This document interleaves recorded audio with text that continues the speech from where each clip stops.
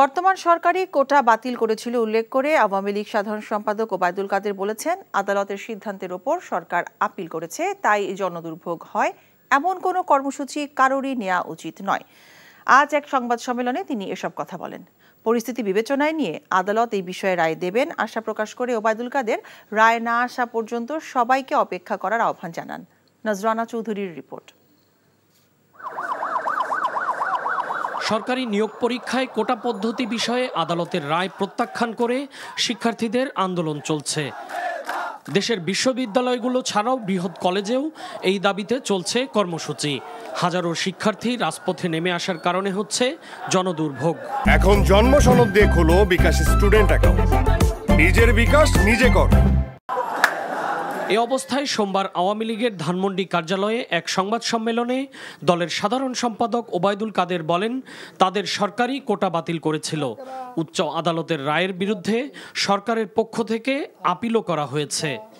সরকার কোটা বাতিলের দাবির প্রতি আন্তরিক বলেই অ্যাটর্নি জেনারেল আপিল দায়ের করেছে।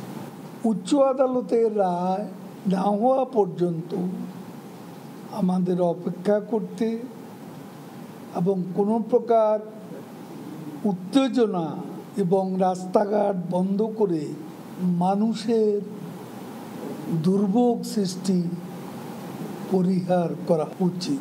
আমরা মনে করি দেশের উচ্চ আদালত বাস্তব পরিস্থিতি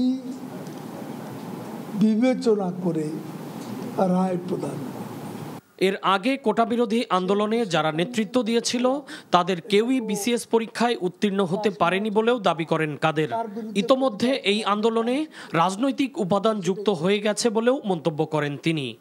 আদালতের রায়ের বিরুদ্ধে কোনো পলিটিক্যাল পার্টি পৃথিবীর কোন দেশে আন্দোলনে সামিল?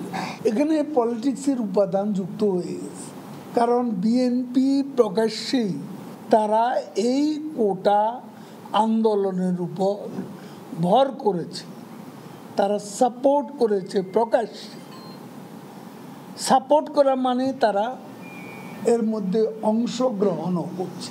পাবলিক বিশ্ববিদ্যালয়ে সর্বজনীন পেনশন স্কিম চালু করা নিয়ে ভুল বোঝাবুঝি থাকতে পারে বলেও উল্লেখ করেন আওয়ামী লীগ সাধারণ সম্পাদক। এখানে ভুল বোঝাবুঝি থাকতে পারে, তাদের সাথে আমাদের যোগাযোগ আছে। আনুষ্ঠানিক বসাবসি হয়তো এখনো হয়নি।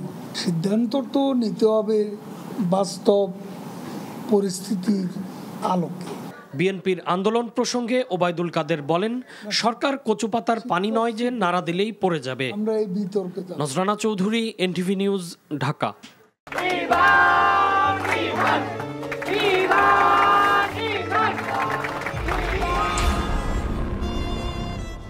তো নিজের জীবনটা শেষ করলে, সাথে আমারটাও শেষ করে দিয়ে গেলে। আপনি মেয়েটাকে চেনেন না? না।